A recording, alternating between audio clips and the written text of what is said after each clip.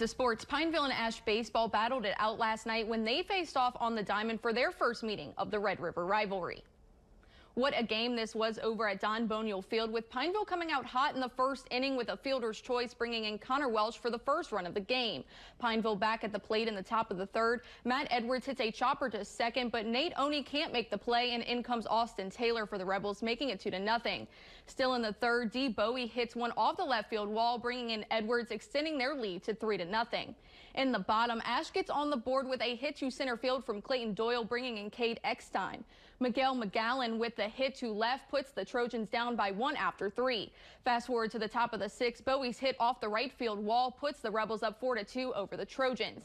In the bottom, Jackson Ross, being patient at the plate, gets the RBI walk to take the lead for the Trojans. Pineville scores a run off of an Ash error, bringing Wes Oates up to the plate. He hits a bomb to take the lead, but the Trojans would tie it up with a single by Joseph Boney.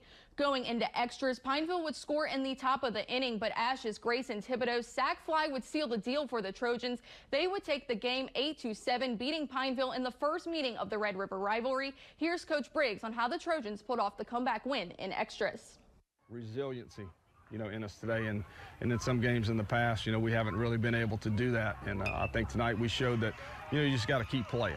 Baseball's one, it's a failure sport, and you got to be able to overcome adversity. And we got down and we just kept, going back and forth, and being the home team, I think it was a little bit of an advantage to us to go back and tie it, and then it puts the pressure on those guys, and then we were able to kind of push the last run across and finally end it in that last inning.